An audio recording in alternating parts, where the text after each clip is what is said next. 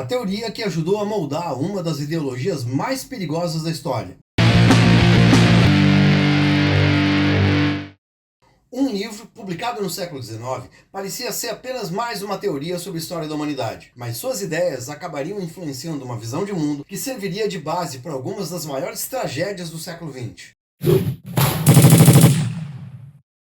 Arthur de Gobineau nasceu em 1816 na França em uma família aristocrática ligada ao antigo regime francês. Ingressou na carreira diplomática e ocupou postos em países como Irã, Grécia, Suécia e Brasil! Isso mesmo! Gobineau esteve no Brasil entre 1869 e 1870. Atuou como diplomata francês e desenvolveu uma relação próxima com o nosso Dom Pedro II, com quem manteve conversas e correspondência. Mas sua impressão sobre o país foi profundamente negativa. Influenciado por suas teorias raciais, enxergava a miscigenação brasileira como um sinal de decadência social. Entre 1853 e 1855, publicou sua obra mais conhecida, Ensaio sobre a Desigualdade das Raças Humanas. Nesse livro, Gobineau defendia que existiriam hierarquias naturais entre grupos humanos, que uma suposta raça ariana teria sido responsável pelas grandes civilizações da história, e ainda que a miscigenação inevitavelmente levaria ao declínio cultural e político. Nas décadas seguintes, essas ideias atravessariam fronteiras, seriam reinterpretadas por diferentes movimentos políticos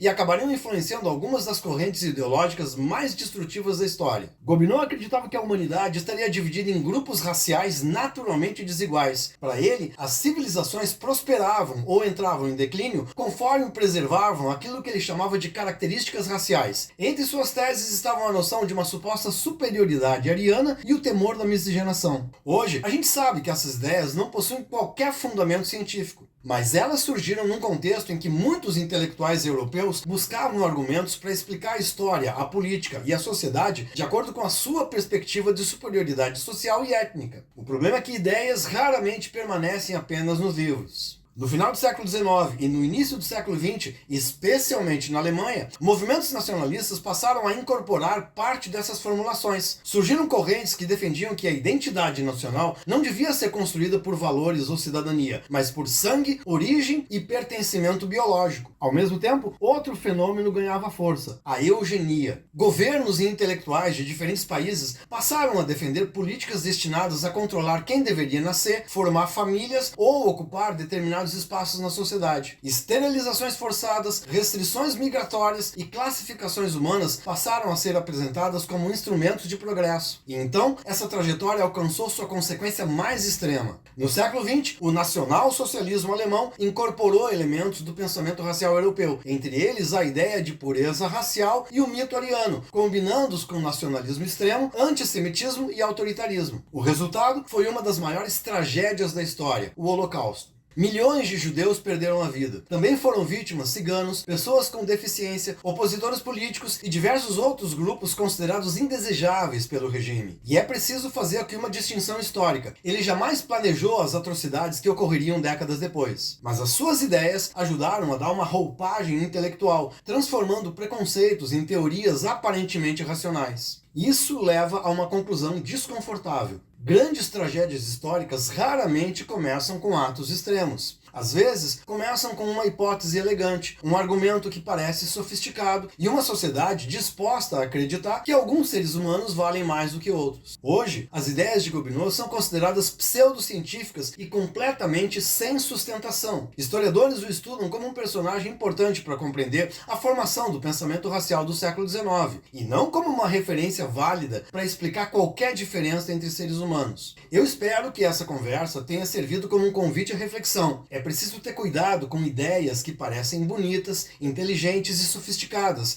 mas que podem acabar oferecendo uma aparência de legitimidade a preconceitos e injustiças que nem sempre são percebidos à primeira vista. E se tu gostaste deste conteúdo, te inscreve no canal, deixa o teu like e compartilha a tua opinião aí nos comentários. Isso me ajuda a te trazer mais cultura, reflexão e conhecimento. Ainda tem muita história interessante pra gente conversar.